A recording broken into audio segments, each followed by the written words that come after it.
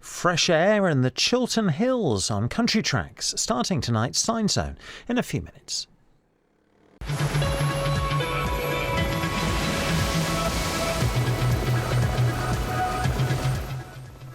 Bracing, more than fresh now. Here are the rather wintry weather prospects with Rob McElwee.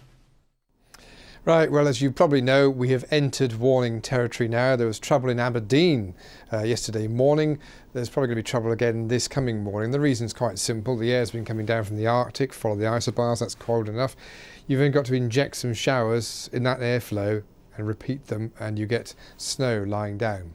So the warnings are valid for the north and the east of Scotland and northeast England for both snow and consequential ice. Doesn't mean there won't be snow and ice elsewhere. They probably will, but that's where it's most likely to cause trouble, I suspect, or will be most widespread.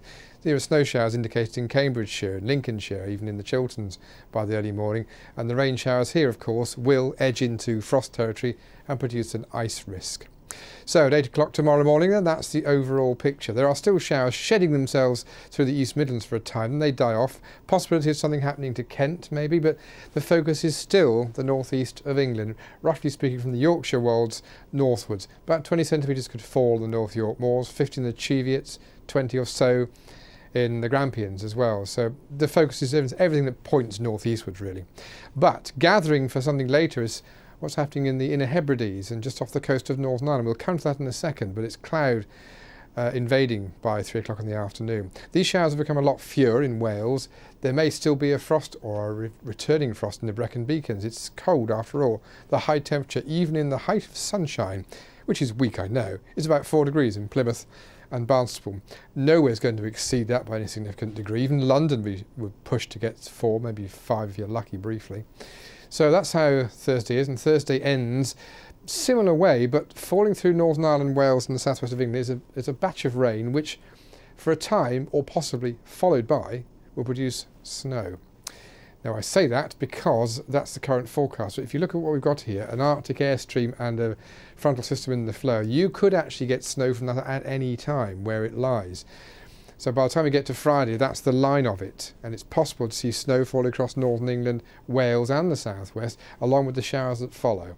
And frankly, from that point onwards, it's hard to get the detail right. The air's cold enough for heavy snow in the form of persistent showers to fall anywhere. The focus is always going to be on the eastern side of England because the North Sea is where the wind's coming from.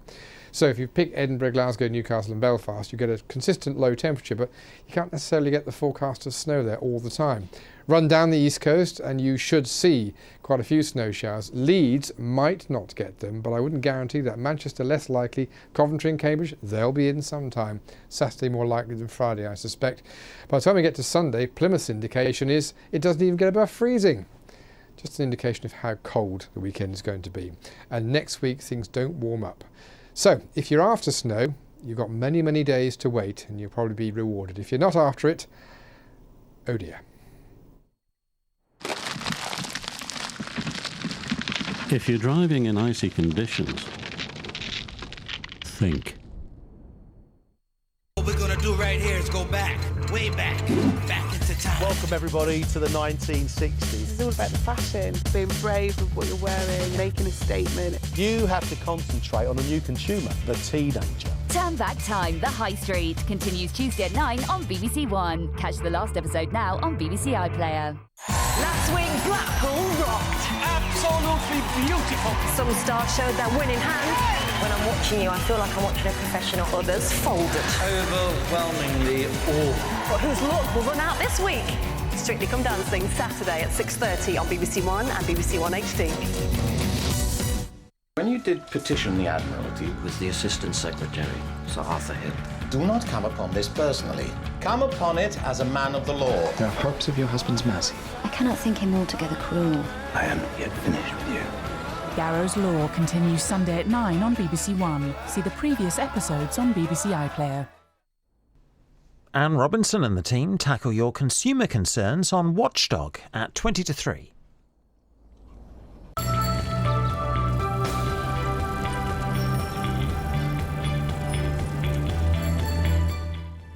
This is the Sign Zone on BBC One and BBC One HD with country tracks.